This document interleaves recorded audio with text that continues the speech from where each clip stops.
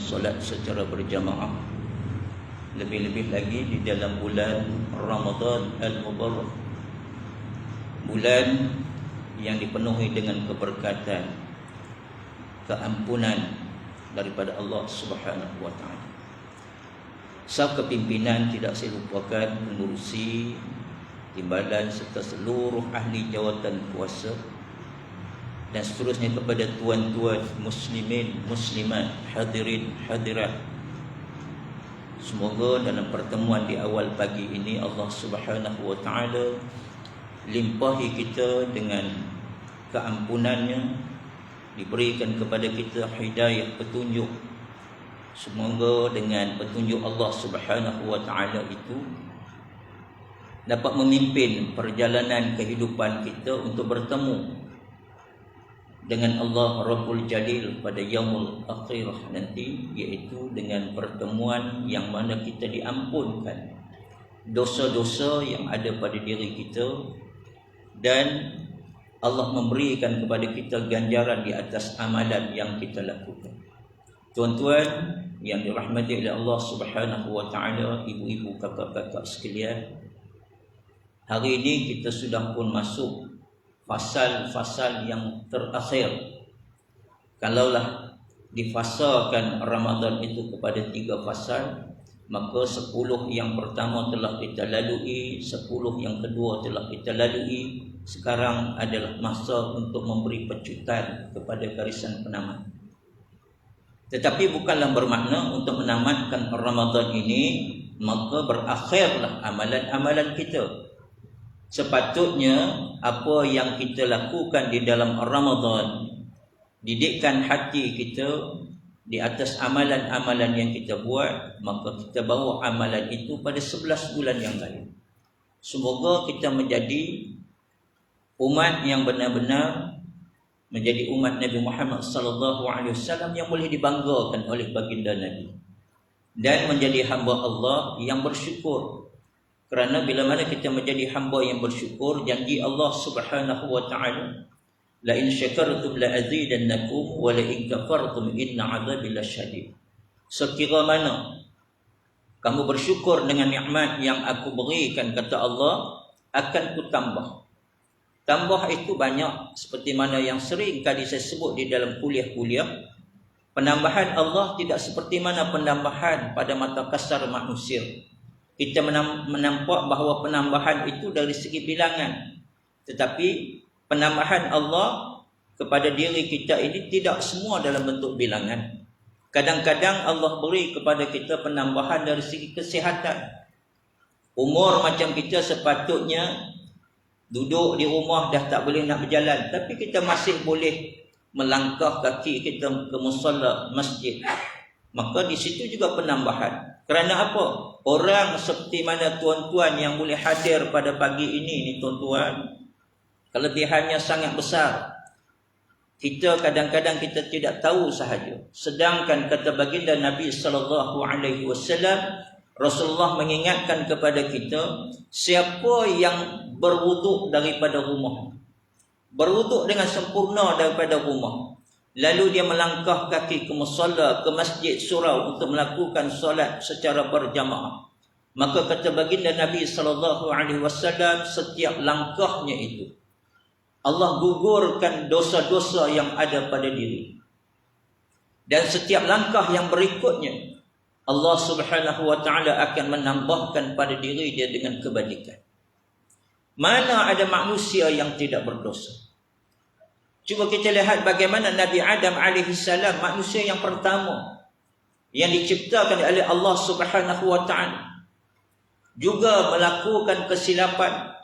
Tetapi kita melihat bagaimana Nabi Adam alaihi salam di atas kesilapan yang pertama dilakukan itu, dia menyedari di atas kesilapannya lalu dia bertaubat kepada Allah Subhanahu wa taala. Riwayat menyebutkan Nabi Adam alaihi salam bertaubat selama 300 tahun. Satu kesalahan dia bertaubat 300 tahun. Kita ni lebih daripada 300 kesalahan. Nak bertaubat kadang-kadang Allah rasa lihatnya lebih lihat daripada tangkai buah jering. Maka sebab itu kata Nabi SAW, kullu bani Adam khata'. Setiap anak Adam itu kata Nabi SAW berdosa, bersalah. Namun Nabi berikan bagaimana kaedah ataupun metodologi untuk keluarkan daripada diri kita dalam keadaan berdosa itu. Kata baginda Nabi, wa khairu khata'in, sebaik-baik orang yang berdosa itu at-tawwabun, bertaubat kepada Allah. Maka sebab itu kita katakan bahawa Ramadan adalah satu ruang, satu peluang yang diberikan oleh Allah Subhanahu wa taala untuk kita muhasabah diri dan kita bawa dalam kehidupan kita ini, iaitu sebagai hamba dia kena kembali kepada Allah dalam keadaan fitrah. Sebab itu di penghujung Ramadan adanya hari raya Aidil Fitri. Aidil Fitri iaitu hari raya kembali kepada fitrah. Fitri iaitu kembali kepada fitrah. Fitrahnya kita lahir dulu dalam keadaan tidak berdosa, dalam keadaan putih bersih, tak kira lah lahir macam mana. Sebab tu saya pernah sebut dulu, sama ada lahir daripada rahim ibu yang mana tidak Muslim, mak dia tidak Islam, bapa dia tidak Islam, waktu dia dilahirkan dia tidak berdosa. Sebab tu anak-anak orang yang bukan Islam, kita tak boleh kata bila kita pergi tengok kawan-kawan kita yang non-Muslim dapat anak, kita pun bawa hadiah pergi. Lalu kita kata, orang kata pergi mana? Aku tadi pergi tengok ada seorang orang kafir baru pula dilahirkan. Kita tak sebut si kafir, sebab selagi mana dia tidak akhil balik, selagi itu dia fitrah dalam keadaan bersih. Ibu bapa yang akan mencorakkan. Tapi dalam masa dia lahir dia dalam keadaan fitrah. Bayangkan kita lahir daripada seorang ibu kita pelacur, ibu yang bersalah, si anak tidak bersalah. Nak tunjukkan bahawa apatah lagi kalau kita ini yang lahir daripada rahim ibu yang Muslim, bapa kita Muslim, lahir dalam keadaan fitrah, bersih, tetapi kadang-kadang dalam kehidupan ini kita mencorakkan diri kita dengan corak-corak yang salah. Akhirnya kita diselaputi dengan noda dan dosa. Maka dengan noda dan dosa itu, tidak malukah kita untuk kita kembali bertemu dengan Allah dalam keadaan kita bergelumang dengan dosa dan maksiat. Walhal Allah hadirkan kita di atas muka bumi ini dalam keadaan bersih. Maka Ramadan menjadi ruang pentas untuk kita muhasabah, lalu kita membersihkan diri kita dengan bertaubat kepada Allah Subhanahu wa taala. Sebab itu biasanya tuan-tuan, pada penghujung Ramadan, kalau masjid saya dah mula dah hari ini dan mula diteruskan sampai besok sehingga penghujung Ramadan, 10 malam berturut-turut kita akan buat qiyamul lail. Kita akan menghidupkan malam. Supaya apa? Supaya kita melipat gandakan amalan kita pada 10 yang akhir. Cari betul-betul ruang yang ada untuk kita manfaatkan, kerana Ramadan tak akan menunggu kita, dia akan meninggalkan kita.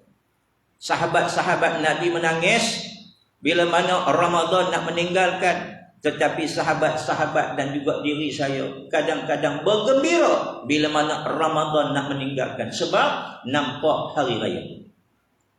Memang kita bergembira apabila hari raya, tetapi sepatutnya kita lebih sedih kerana ruang dan peluang yang Allah beri ini kita akan melepaskan dia tanpa kerelaan.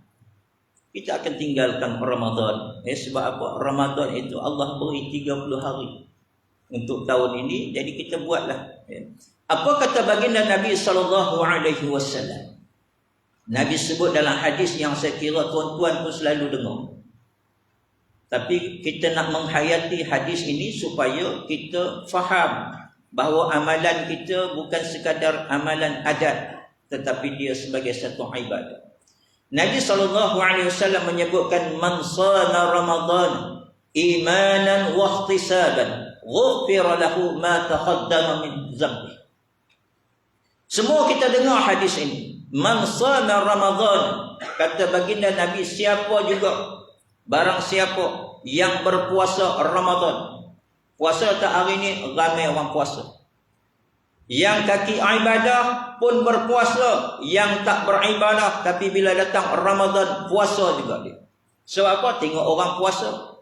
Tapi kita bukan nak sebab tengok orang, tetapi ini adalah kefarduan perintah yang Allah telah turunkan kepada kita.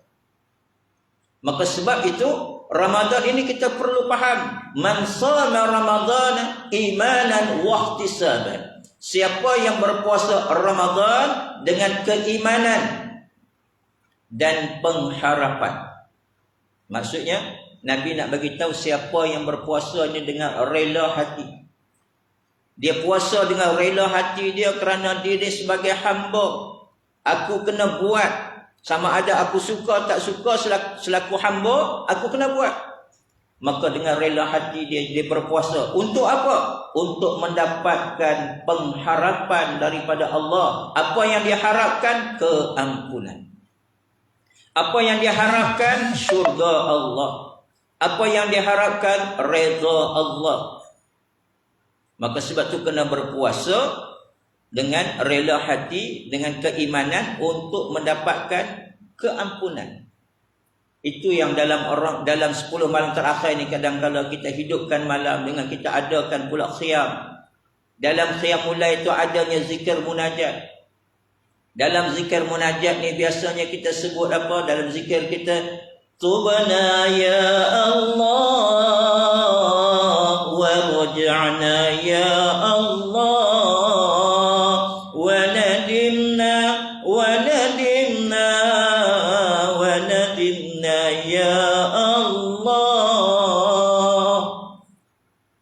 tubna ilallah.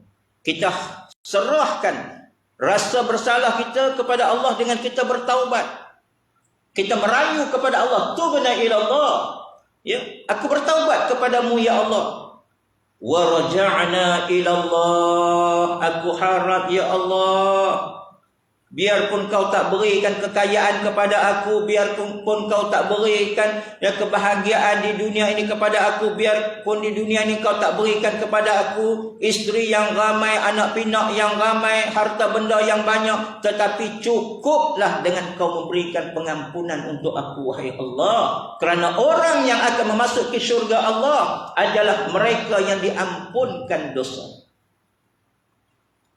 Seperti mana yang pernah saya sebutkan bahawa biarpun manusia itu melakukan dosa dan maksiat sebanyak mana sekalipun, dia melakukan zina, dia minum arak, dia berjudi, tetapi selagi mana dia tidak melakukan kesyirikan kepada Allah, maka sebelum itu bila mana dia buat dosa-dosa yang besar ini, Allah akan masukkan dia ke dalam neraka Allah. Lalu dia melalui proses pengadilan. Proses bagaimana yang di dunia dulu Allah berikan ruang tetapi dia tak gunakan, imbal balas balik, maka dia dimasukkan dulu dalam neraka. Bila mana dia duduk dalam neraka, diazab, disiksa sudah sekian lama mengikut ketentuan Allah, maka dia akan dibawa kembali keluar dan dimasukkan ke dalam syurga. Kenapa dibawa keluar? Sebab Allah beri pengampunan, maka dikeluarkan dia daripada neraka dan dimasukkan ke dalam syurga dengan syarat la tusyrik billah. Jangan syirikkan Allah Subhanahu wa taala. Nak tunjukkan bahawa yang boleh masuk ke dalam syurga Allah adalah mereka yang mana mendapat pengampunan daripada Allah. Jadi Ramadan bulan pengampunan, ini masa yang terbaik. Tapi ramai lagi kita kadang-kadang dalam Ramadan ini, walaupun dah masuk fasa yang terakhir ini, masih ramai lagi yang leka dan masih lagi terlibat dengan perkara-perkara mungkar. Ramai lagi tuan-tuan. Bila ada di kalangan kita yang nak pergi berbuka puasa, memanglah bagus kita raikan, kita jumpa kawan-kawan sekali-sekala kita buat majlis berbuka puasa. Tapi kalau berbuka puasa di restoran, berbuka puasa di kedai mamak, di mana tempat solatnya? Yang itu harus ditanya. Di mana kamu solat maghrib? Anak saya, bukan anak tuan-tuan, anak saya pun minta juga, ayah nak pergi buka puasa dengan kawan-kawan, kami nak makan kat kedai, boleh? Boleh. Tetapi kamu kena janji. Makan tak seberapa, ayah tak ada masalah. Yang penting kamu tidak boleh abaikan salat maghrib. Siapa yang berpuasa tetapi tidak menunaikan perintah solat, puasanya tidak ada ganjaran. Nabi dah sebut tak ada ganjaran. Penat je dah. Jadi bila mana kita sebut yang dikatakan oleh baginda Nabi dalam sabdanya, man shama ramadhana imanan wa ihtisaban, siapa yang berpuasa Ramadan dengan keimanan dan pengharapan, ghufira lahu, maka akan diampun oleh Allah.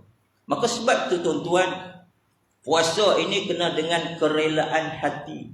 Nak didik hati ni yang susah ni.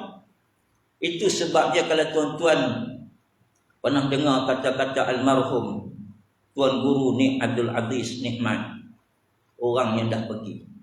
Saya ni tuan-tuan, Tuan Guru ni minta maaf lah, mungkin saya tak sama dengan pandangan tuan-tuan. Saya kalau sebut Tuan Guru ni, sebutlah Tuan Guru mana pun, selagi mana tidak berakhir hayatnya, saya belum lagi diiktiraf, saya mengiktiraf sebagai Tuan Guru ini untuk diri saya. Saya tidak mengiktiraf sebagai Tuan Guru sebab apa? Kadang-kadang apa yang dicakap tak serupa dengan apa yang dibuat. Tapi kalau Tuan Guru ni aziz, daripada hidup sampai berakhir hayat terbukti amalannya sama dengan percakapan. Ramai juga tuan-tuan guru yang kadang-kadang tuan garu yang lebih. Walhal dalam Al-Quran Allah dah sebut, ya ayyuhalladzina amanu lima taquluna ma la taf'alun. Wahai orang-orang yang beriman. Tuan guru beriman tak? Beriman. Ustaz beriman tak? Beriman. Maka bila orang beriman, Allah sebut di sana, ya ayyuhalladzina amanu, wahai orang-orang yang beriman. Kenapa kamu memperkatakan sesuatu yang kamu tak buat? Kamu bercakap tapi kamu tak buat. Kabura maqtan 'indallahi an taqulu ma la taf'alun. Amat besar azab, siksa bagi mereka yang bercakap tetapi mereka tidak buat. Islam anjurkan apa? Islam anjurkan kita bersatu. Innamal mu'minuna ikhwah. Orang Islam itu bersaudara. Allah sebut di dalam Al-Quran supaya apa? Supaya kita berpegang dengan Al-Quran. Wa'tasimu bihablillahi jami'an. Berpegang teguhlah dengan Al-Quran. Tapi pada hari ini kita melihat kedapatan ada di kalangan para ustaz, para ustazah, para tuan guru bergaduh, bercakaran sesama sendiri. Di Malaysia ni pakat bergaduh, tok-tok guru, ustaz-ustaz bergaduh sama sendiri. Nak bergaduh sekarang, nak pergi bergaduh di Palestin. Umat Islam di Palestin mereka tak bercakaran sesama mereka, tetapi mereka sedang mempertahankan hak mereka nak beribadah di dalam bulan Ramadan, tetapi diancam oleh Zionis laknatullah. Mereka mempertahankan diri mereka. Tapi di Malaysia, negara aman, ibadah tak nak bergaduh. Puan salah, puan ni sesat, akhirnya tuduh orang sesat, keluar pada Islam. Sama pakai lafaz kalimah la ilaha illallah. Sama berpuasa pada bulan Ramadan, tapi bercakaran. Sebab itu kata Tuan Guru Nik Abdul Aziz Nikmat, apa kata dia? Untuk menjaga sesuatu negeri, sesuatu negara lebih mudah daripada nak menjaga sekeping hati. Nak jaga hati lagi susah. Kalau mana dia tak jaga hati dia, kau berilah kepimpinan macam mana pun, tanggungjawab macam mana pun, maka akan dikhianatinya amanah tersebut sebab hatinya tidak dijaga. Ramai orang yang terpesona dengan habuan-habuan dunia sebab hatinya terpengaruh dengan kehendak dunia. Maka sebab itu dalam konteks ini kita lihat apa yang disebut menjadi suatu pegangan untuk kita didik diri kita. Ulama-ulama ni tuan-tuan, Asy-Syahid contohnya, Asy-Syahid Syekh Muhammad Sa'id Ramadan Al-Buthi, ketika mana dia pergi semayang di Masjid Khalid Al-Walid di Hub, dia sebut dalam kitab dia, ketika mana aku keluar daripada masjid tersebut, aku dapati ada seorang fakir miskin sedang menunggu di hadapan pintu meminta bantuan. Tapi aku tengok fakir miskin ni senyum aja dia. Lalu aku pergi jumpa dia. Waktu aku nak keluar, aku pergi sebab dia pun nampak dia datang walaupun dia tak kenal aku siapa. Dia datang seperti biasa mengharapkan sesuatu pemberian sedikit untuk kehidupan. Tapi dalam keadaan yang tersenyum. Lalu kata Syahid Syekh Muhammad Ramadan Al-Quti, dia kata, aku hairan melihat kamu. Kamu miskin, tetapi kamu sentiasa tersenyum. Apa kata dia? Bukankah kita tahu bahawa Allah adalah pelindung bagi segala hamba ni? Aku nak bimbang apa? Sebab tu aku sentiasa senyum. Allah pemberi kepada hamba dia.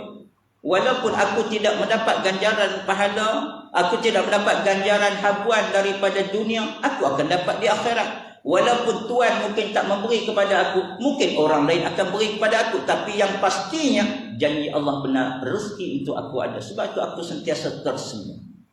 Kita hari ini nak dapat didik hati macam ni pun Allah Rabbi. Sebab tu Ramadan ni tuan-tuan kena didik hati semua. Kalau didik hati, maka kita pergi bazar Ramadan, kita tak akan beli ikut sesuka hati sehingga akan balik nanti makan. Kesudahannya ke mana? Pergi kepada Cik Pah juga, iaitu tong sampah. Rugi. Kita puasa nak menjiwai bagaimana penderitaan umat Islam. Sahabat-sahabat kita yang kekurangan, yang tidak ada orang katakan apa-apa nak makan. Tapi kita di sini mati disebabkan makan. Beratur, bergaduh. Nak beli apa? Nak beli nasi biryani Chef Amar. Bergaduh. Macam kalau tak dapat tu rasa teruk sangat. Sebab itulah dalam konteks ini hati perlu dididik supaya kita kembali kepada Allah Subhanahu Wa Taala sebagai hamba yang bersyukur. Maka Ramadan ini tuan-tuan, kita kena balik semua, kita lihat yang kita nak cari ini apa? Kita nak cari ini adalah janji-janji Allah. Di dalam Al-Quranul Karim Allah sebut ayat yang sering kita dengar, ya ayyuhalladzina amanu kutiba alaikumus shiyam kama kutiba alal ladzina min qablikum la'allakum tattaqun. Wahai orang-orang yang beriman, diwajibkan kepada kamu berpuasa seperti mana orang yang terdahulu, ya, mudah-mudahan kamu beroleh apa dia? Takwa. Takwa ini kalau kita baca apa yang disebut oleh Al-Imam As-Sayuti. Imam Sayuti sebut, apabila ada ayat suci Al-Quran yang mana Allah Subhanahu Wa Taala menjanjikan sesuatu, tak kiralah apa-apa Allah janjikan. Tetapi sebelum mendapat janji Allah itu ada kalimah di hadapannya, Allah letakkan di sana la'an. Maksudnya apa? Mudah-mudahan. Maksudnya semoga. Berharap kamu dapat. Itu berharap. Maksudnya dia kata apabila ada kalimah la'an ini nak menggambarkan kepada kita bahawa kita tidak akan memperolehi sesuatu yang Allah janjikan tersebut, melainkan adanya usaha dan ikhtiar yang bersungguh-sungguh. Berbalik kepada hadis yang Nabi sebut, man shoma ramadhana imanan wa ihtisaban ghufira lahu ma taqaddama min dzambi. Siapa yang berpuasa dengan keimanan dan pengharapan, Allah akan ampun. Allah akan beri pengampunan. Tapi dengan syarat berpuasa dengan keimanan. Berpuasa dengan pengharapan. Apa yang harap? Redha Allah. Itu doa yang selalu kita dengar tuan imam baca. Raditu billahi rabba wa bil islami dina wa bi muhammadan nabiyyan wa rasula. Minta redha kita. Kita nak Allah redha di atas amalan kita. Tapi kadang-kadang kita buat, kita tidak bersandarkan kepada hadis Nabi sallallahu alaihi wasallam. Kita buat tidak merujuk kepada Al-Quran. Maka kita buat sekadar ikut-ikutan. Bangun makan sahur, bangun makan sahur. Nanti besok kamu tak larat. Oh, jadi dia letakkan dalam minda dia bahawa kena bangun makan sahur supaya besok dia ada tenaga nak puasa. Dia pun bedal nasi biryani yang beratur 3-4 jam yang beli daripada Chef Amar tu untuk makan sahur. Sebab paling tidak semangkuk tu makan seorang memang kenyang lah dari segi adat. Rupa-rupanya tak. Pukul 12.30 dah perut dah mendidih dah. Kerana apa? Yang memberi kekenyangan bukan nasi Syekh Amar tadi, bukan nasi Branny Gum yang kita beli tepi jalan, bukan nasi tomato, tetapi yang memberikan kekenyangan itu adalah Allah Subhanahu wa taala. Yang berikan hilangnya rasa haus dahaga itu Allah, bukan air yang kita minum. Tapi kebergantungan kita, masih lagi kebergantungan kita kepada makhluk. Kalau orang belajar ilmu akidah, tuan-tuan, ini di sini adanya kesyirikan kecil. Sebab tu kena belajar ilmu akidah tu. Ramai bukan setakat ni, ustaz-ustaz pun kadang-kadang begitu. Ni pergi kuliah ni orang bagi duit ni. Orang bagi duit. Balik kuliah, salam, pakat salam belakang, sampul tak bagi langsung. Ulah dah dia kata. Nanya aku ni. Sebab apa? Dia takut rezeki dia dekat sampul waktu dia bagi kuliah tu. Dia tak nampak rezeki lain banyak lagi. Ni siapa? Ustaz. Ini sekarang ni tuan-tuan panggil bolehlah, panggil saya tuan-tuan bayar sikit-sikit bolehlah. Tapi besok kalau dah keluar TV dah glamour, tuan-tuan kena bayar lebih. Panggil sikit tak datang. Ustaz pun dah mula cari glamour. Kenapa kita tidak mencari redha Allah yang dok kerja glamour? Kenapa? Cukuplah dengan artis-artis yang cari glamour.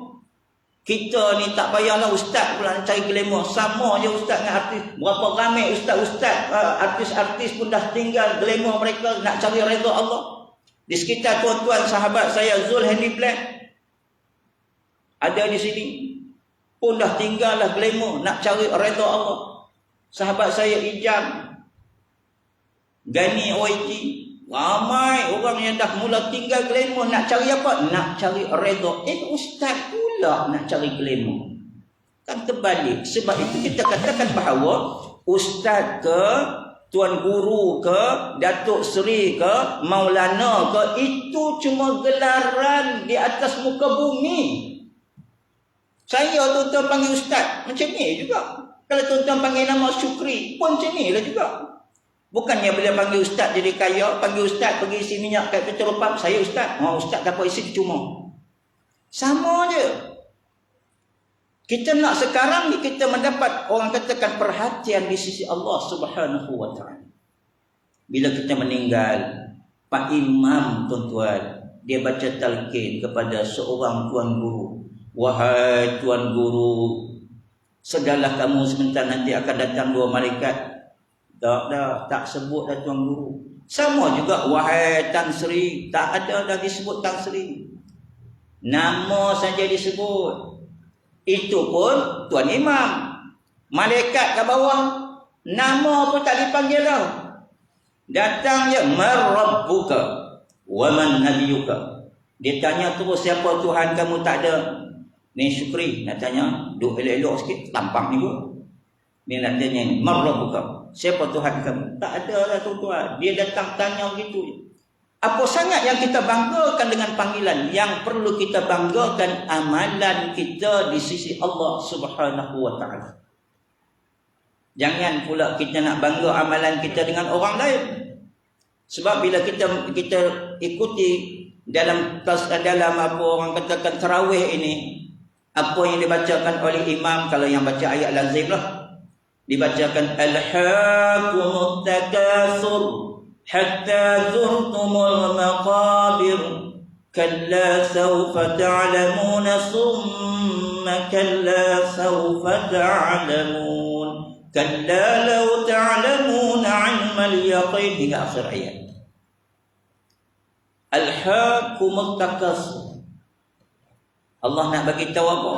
Allah nak bagi tahu kata kebanggaan yang ada dalam diri kamu tu boleh bawa kepada kebinasaan. Ni kita tengok-tengok ni malam yang keberapa ni? Malam ke-22. Aku boleh istiqamah tiap-tiap malam. 22 malam ni. Si dolar tu, sebelah rumah aku tak nampak bayang lagi. Memang tak berguna si dolar ni. Yang tak berguna apa? Amalan kita. Kita masih mempersoalkan orang lain punya ibadah, sedangkan kita rasa kita dah hebat. Bangganya kita dengan ibadah kita. Saya ni siapa? Saya ni tuan guru yang ada anak murid ribuan. Anak murid bangga kita. Dia tu siapa? Ustaz baru nak up. Bangga dengan ilmu. Aku memiliki anak-anak yang mempunyai pendidikan yang hebat. Doktor, lawyer. Dia siapa? Anak dia berger tepi jalan je pun. Bangga kita dengan anak kita mempunyai kelulusan yang hebat. Ingat, alhaakumut takatsur hatta zurtumul maqabir, sehingga membawa kepada kebinasaan dalam kubur. Kena jaga. Sebab tu kita ni tuan-tuan berada di fasa yang mana? Fasa yang dicari-cari, ditunggu-tunggu oleh sahabat, iaitu apa? Nak cari satu malam yang dikenali sebagai Lailatul Qadar. Sebab itu bila kita sembahyang tarawih, kalau kita baca surah lazim, masuk saja 15 ke atas, kita dah mula dah. Inna anzalnahu fi lailatul qadr. Dah mula baca dah ayat tu. Nak bagi tahu apa? Malam ini, pada malam-malam penghujung ini ada satu malam yang dikenali sebagai Lailatul Qadar. Malam Lailatul Qadar ini kalau kita beramal, kita buat baik, kita bersedekah, apa juga amalan kebaikan akan diberi ganjaran pahala seperti mana kita melakukannya selama 1000 bulan. Semua tahu belaka dah. Budak yang kecil pun bila kita cerita 1000 bulan kan pakcik, tahu dia. Tapi 10 malam terakhir inilah yang budak jadi duk main bunga api dengan mercun. Tak apalah standard dia budak. Ni yang bapak budak pun sama juga. 10 malam terakhir inilah dah mula tinggalkan surau, tinggalkan masjid sebab sibuk nak tukar langsir, sibuk nak bakar lemang. Tapi dia tahu 10 malam yang terakhir ini adanya Lailatul Qadar.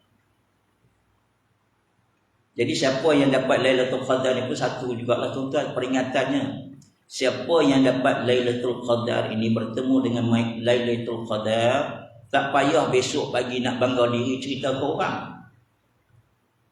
Benda baik ini tuan-tuan, bila mana kita dapat benda itu kebaikan untuk kita, jangan nak cerita ke orang, melainkan kebaikan itu boleh dikongsi dengan orang. Tuan-tuan dapat Lailatul Qadar malam tadi, tuan-tuan pergi cerita ke orang, tuan-tuan tak boleh nak buat apa dah, dia dah terlepas. Jadi tak payahlah nak cerita ke orang, melainkan tuan-tuan dapat benda yang boleh dikongsi dengan orang, cerita. Kita main kita kongsi sama-sama. Ini dah besok dia bangga. Lailatul Qadar ni tak payah, samalah macam orang mimpi. Ni saya ingat pula tentang mimpi jumpa Nabi. Mimpi jumpa Rasulullah ini pun tuan-tuan, itu rezeki tuan-tuan. Rezeki tuan-tuan, jadi tuan-tuan semua dapat. Amalkan apa yang tuan-tuan dapat. Dalam mimpi itu mungkin Rasulullah beri pesanan kepada tuan-tuan. Amalkan pesanan itu. Tapi untuk kita bukan cerita ke orang. Ni hari ni kita lihat ramai ustaz-ustaz, tutor guru, yang ni kita jumpa Nabi lah, apa semua Nabi ni. Itu untuk kamu, belum lagi untuk orang lain sebab jumpa dalam mimpi. Sahabat jumpa Nabi secara live berdepan. Itu yang ceritakan kepada orang. Nabi suruh buat ni. Tapi dalam mimpi kamu seorang. Tak payah nak cerita. Benda baik, walaupun baik jumpa Nabi ni, benda baik tapi tak payah tunjuk ke orang. Macam istilah orang kata apa? Tak apa comel kalau bagi contoh pun. Macam kita pakai seluar dalam. Pakai spandau. Seluar dalam. Tuan-tuan beli jenama apa? Krokodil. Seluar dalam jenama apa? Jenama apa? Polo. Mahal tuan-tuan. Bukan semua orang mampu beli. Kita beli kat pasar malam je. Tuan-tuan beli jenama polo. Tak payahlah nak pakai seluar dalam kat luar. Nak tunjuk ke orang, ni saya pakai polo. Kalau pakai dalam orang tak nampak. Pakai kat luar nak tunjuk ke orang, ni jenama krokodil.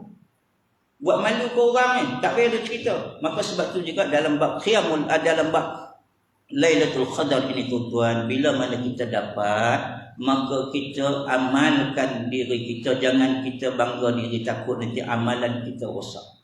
Cuma kita nak balik semula, nak bagi tahu bahawa tanggapan masyarakat bahawa bila mana dia bangun makan sahur tadi, seperti mana yang dikatakan makan itu makan ini untuk dapat tenaga, salah.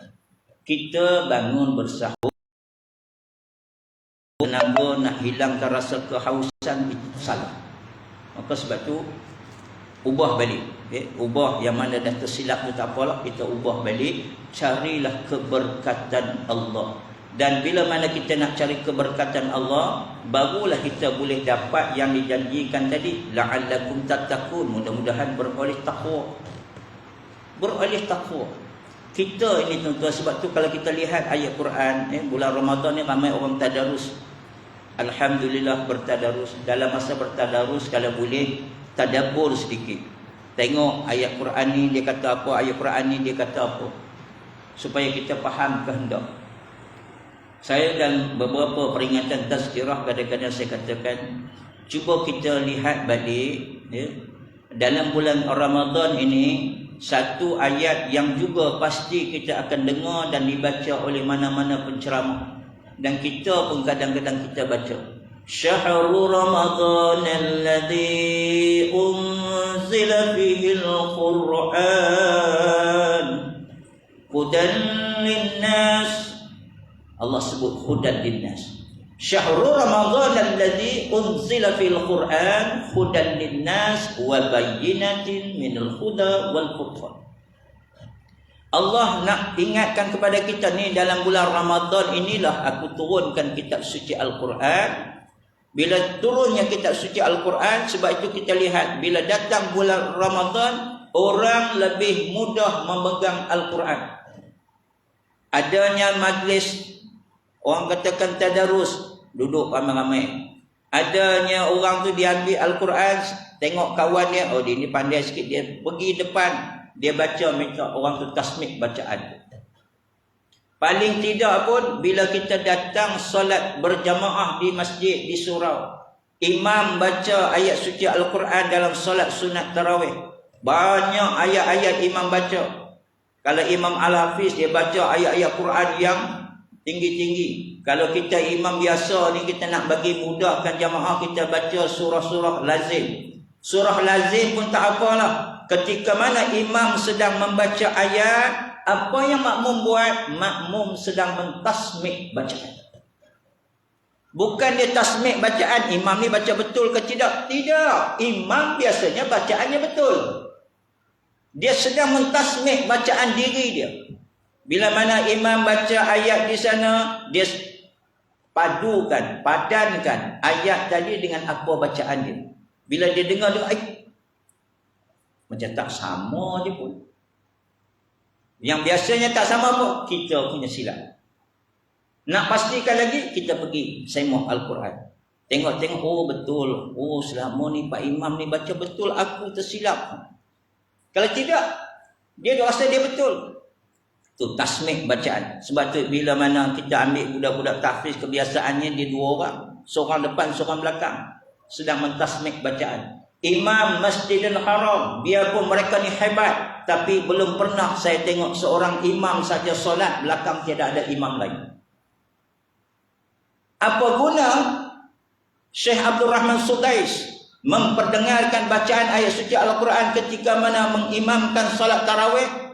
Belakang ni buat apa? Perlunya imam-imam adanya di belakang ni, Syekh Balila ada di belakang, Syekh Musyari ada di belakang, ramai ada di belakang. Kenapa? Dia sedangkan Syekh Abdul Rahman Sudais memang dah stop. Sebab manusia ni kadang-kadang dia tersilap sebab tersasul.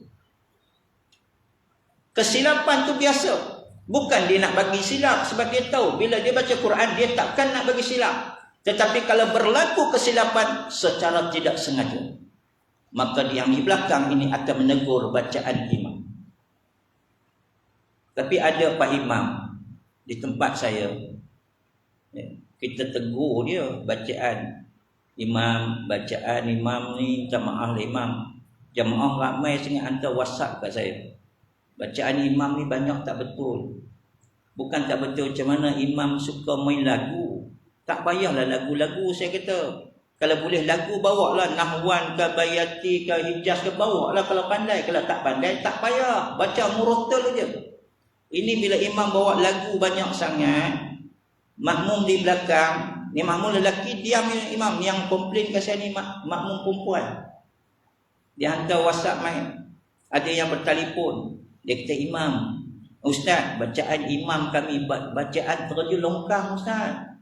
Ustaz takkan tak tahu? Ya, saya tahu, tapi kena ada lah orang yang menegur. Kita haraplah ustaz-ustaz lain tegur, ustaz lain tak tegur, kita juga tegur. Tegur dia. Rupanya tak boleh terima teguran. Ini pun salah juga. Tak boleh nak terima teguran. Ya. Kalau ayat-ayat panjang, lagilah. Jamaah belakang tak boleh tegur. Ni ayat lazim dia baca, orang dah tahu dah. Dia baca tak betul. Tapi tak boleh. Sedangkan imam Masjidil Haram, imam di Masjidil Nabawi sanggup menerima teguran. Akhirnya bila kita tegur dia, dia kata, ustaz, kalau nak ikut salah ustaz, imam Masjidil Haram pun baca salah. Oh, hebat dia. Kau tak mau terima teguran, sudahlah, jangan kau salahkan imam Masjidil Haram. Imam Masjidil Haram dia bukan baca salah, dia tersasul, akhirnya menyebabkan dia hilang sekejap bacaan itu. Ini pun ada hikmah.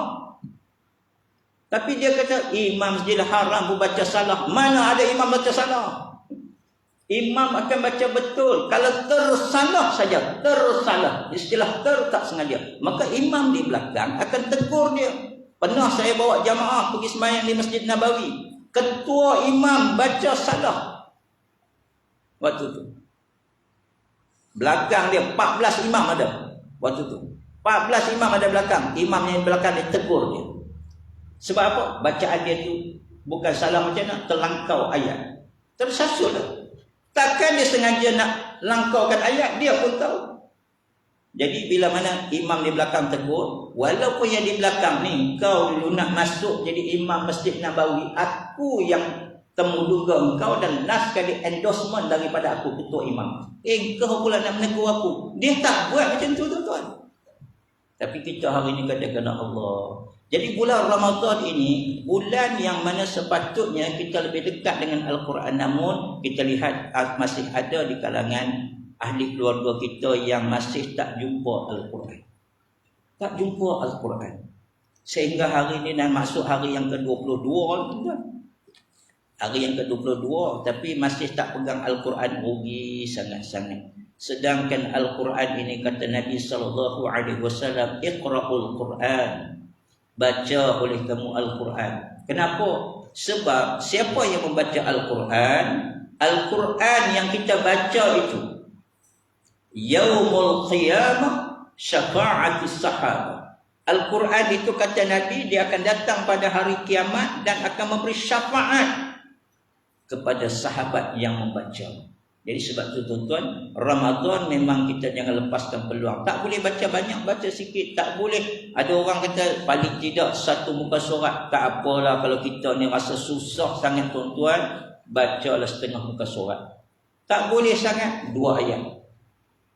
Jadikan amalan itu lebih baik berterusan. 2 ayat bila nak khatam ustaz. Siapa suruh apa khatam bulan Ramadan? Kalau boleh khatam, silakanlah. Bukan suruh khatam sepanjang Ramadan tu dapat kita khatam sekali. Kalau boleh tiap-tiap hari khatam lagi bagus. Kita ni kan ikut Imam Syafi'i. Imam Syafi'i khatam Quran sebulan bulan Ramadan tu dia khatam sebanyak 60 kali. Ikut Imam Syafi'i kalau boleh. Kalau tak ada kemampuan, kita khatam setakat mana ada kemampuan. Tak boleh setiap Ramadan ni tak boleh. Tak apalah, yang pentingnya teruskan 2 ayat. Khatam bila tahun depan punya Ramadan ustaz baru selesai. Tak apa. Yang penting baca itu Al-Quran. Maka sebab tu kena lihat balik bahawasanya amalan-amalan yang kita buat ini kalau boleh jangan kita mengharapkan pandangan makhluk, tetapi carilah pandangan di sisi Allah Subhanahu Taala, yakni redha. Dalam puasa ni nak tunjukkan banyak sangat yang Allah sediakan untuk kita, yang perlu kita lihat dan kita membuat orang katakan muhasabah diri. Lebih-lebih lagi macam kita sebut tadilah, dia kena kembali kepada hati kita. Jangan kita biarkan hati kita ini dipenuhi dengan sifat-sifat mazmumah, sifat yang tercela. Sebaliknya penuhilah hati kita dengan sifat mahmudah. Apa yang disebut oleh seorang sahabat yang namanya Mu'az bin Jabal. Mu'az bin Jabal radhiyallahu anhu. Dia ni tuan-tuan pernah dilantik menjadi gubernur. Maksudnya pernah memiliki kekuasaan pemerintahan pada diri dia. Suatu hari bila mana dia sedang berada di dalam keadaan sakaratul maut, dalam keadaan nazar. Lalu ketika itu dia mengeluh dan dia menyatakan kepada Allah Subhanahu wa taala. Dia nyatakan, wahai Allah, sesungguhnya wahai Allah, aku sebenarnya tidak suka kepada kehidupan dunia ini. Yang dia duk pegang selama ni dia sebenarnya dia kata aku tak suka pun kehidupan dunia. Tapi Islam melarang minta kematian. Sebab tu kita tak boleh doa, ya Allah bagi kematilah ya Allah. Tak boleh, Islam tak benarkan. Ya Allah yang menentukan, biar Allah tahu bila dan masanya. Lalu dia kata, aku tak pernah cinta kepada dunia, melainkan aku cinta dunia ini hanya sebab 3 perkara. Yang pertama, aku cintakan dunia ini kerana aku ingin berpuasa pada hari yang panas, pada hari-hari yang tertentu. Maksudnya pada bulan-bulan selain daripada bulan Ramadan ni, hari-hari yang tertentu, hari yang panas terik, hari yang Nabi anjurkan puasa-puasa sunat, aku nak segerakan laksanakan ibadah puasa itu. Itu sebabnya aku cinta dunia, itu sebab. Yang pertama. Yang kedua, aku cintakan dunia ini kerana apa? Sebab aku nak hidupkan malam dengan berkhiyam. Kita 10 malam terakhir pun belum tentu kita dapat khiyam. Tapi dia kata aku hidup ni, aku cinta dunia. Kalau kau anggap aku cinta dunia, aku mengakulah. Tapi sebab apa? Sebab aku nak bangun malam berkhiyamul lail. Yang ketiga, aku cintakan dunia ini, dia kata, kerana aku nak hidup bersama-sama di dalam halaqah, di dalam kumpulan yang di sana adanya para ulama, adanya kiai, adanya ustaz, dan di sana hidupnya suasana zikir dan majlis ilmu. Kita hari ini nak duduk dalam majlis zikir dan majlis ilmu pun rasa berat, tuan-tuan. Padahal bulan Ramadan ni apa kita nak buat sangat? Itu yang lebih baik. Ya. Paling tidak pun kalau surau kita tak ada tazkirah, tak ada ceramah Ramadan, yang penting kita hadir bersama kerana di sana ada zikir, di sana ada selawat. Selawat yang bulan-bulan lain jarang kita dengar, bawa bulan Ramadan je. Allahumma salli ala sayyidina wa nabiyyina wa habibina wa syafi'ina wa dhuhrina wa maulana Muhammad sallallahu alaihi wasallam. Selawat ramai-ramai. Ramadan je kita dengar, bulan lain tak bawa. Padahal boleh pun, ya. Bulan lain pun boleh sebenarnya. Selawat apa salah? Tapi mula orang bukan pandang apa tu bilan. Selawat itu pula bukan salah pun. Sama juga kalau bulan Ramadan lepas 2 rakaatnya, sallallahu rabbuna ala nuril mubin ahmadan mustafa sayyidil mursalin. Orang bukan pandang apa tu bilan malam. Selawat apa? Selawat lah. Yang penting selawat. Sallallahu alaika Allahu ya adnani. Selawat juga. Tapi kalau bawa selawat tu, jawabnya tarawih habis pukul 2 pagi. Itu saja. Tapi selawat. Ini dah kadang-kadang pegang pelang kamput lah. Oh, apa? Semalam malam maju, semalam sebut pun tak betul. Malam tu saya imam satu tempat tentang jamaah. Saya tegur pusing belakang. Bilal, selawat betul-betul lah. Kalau boleh selawat, selawat. Tak boleh selawat pun tak apa, bukan wajib. Yang selawat tu dah cantik yang tu. Subhanallah malikil ma'bud. Subhanallah malikil ma'bud. Aduh, sebutlah betul-betul. Subhanallah malikil ma'bud. Subhanallah malikil mawjud. Kalau boleh, tak boleh tak payah. Saya kecil-kecil dulu zaman Pak Imam pun kalau tanya waktu zaman kecil-kecil dulu, mana ada semua tu? Abu Bakar Siddiq radhiyallahu anhu, sekarang aja, dulu mana ada? Tak ada. Dulu main polis entry, bila dengar aja atas masjid bunyi dah, ya. Apa pakai berselawat penghujung tu, ya Latifu ya lari nak masjid duduk. Macam kita semayang, tak lagi tok siap nak kira, nak kira benda makan, nak kira dengan jemaah, kita ingat. Oh, nama bila Pak Imam tok siap tunjuk kepala kita, tok siap kira kepala aku saat aku dapat makan. Tu tak apalah zaman kita kecil-kecil dulu, tapi nak tunjukkan tak ada apa subhanal malikul ma'bud, subhanal malikul mawjud ni. Tapi hari ni ada, tak apalah, tujuannya apa? Nak bagi santai. Namanya pun solat santai, solat rehat-rehat, tarawih, rehat-rehat. Selepas 2 rakaat, okey kita berhenti minum air dulu. Lepas 4 rakaat, okey berhenti sekejap, rehat, unjuk, luruskan kaki. Boleh, tak ada masalah. Tapi kita hari ni dah lah nak cepat, dah kelang kabut ya. Jadi buat mana yang terbaik. Bila kita hadir dalam solat tarawih, paling tidak tuan-tuan telinga kita akan mendengar selawat. Seronok kita dapat berada dalam majlis yang dipenuhi dengan selawat. Dan setidak-tidaknya tuan-tuan, kalaupun tidak kita membaca Al-Quran, maka dalam solat-solat ini adanya ayat-ayat suci dikumandangkan. Maka yakinlah janji Allah yang mana Allah sebutkan, dan saya sebutkan ini sebagai penutup untuk pagi ini, iaitu apa yang Allah sebut, innamal mu'minuna alladzina idza dzukirallahu wajilat qulubuhum wa idza tuliyat 'alaihim ayatuhu zadatuhum imanan. Orang-orang mukmin, orang-orang Islam itu bagaimana diri mereka yang sepatutnya? Innamal mu'minuna ikhwah, orang Islam yang bersaudara tadi disebutkan bahawa apabila dia mendengar nama Allah maka gemetar hatinya. Dengar saja nama Allah, gemetar hati. Wa idza tuliyat 'alaihim ayatuhu zadatuhum imanan. Bila mana dibacakan pula ayat-ayat suci Al-Quran, bertambah-tambahlah iman. Jadi kesimpulan di atas apa yang kita bincangkan pada pagi ini tuan-tuan, saya nak sebutkan supaya paling tidak kalau tak ingat yang pada mula sampai akhir ini pun tak apalah, tapi kalau ingat lagi baik. Cuma biasanya kita ni dapat ingat yang hujung-hujung. Saya lah begitu. Jadi saya letakkan yang ini sebagai hujung. Apa yang disebut oleh seorang ulama Mesir, Syekh Mutawalli Asy-Sya'rawi. Syekh Mutawalli sebut apa? Syekh Mutawalli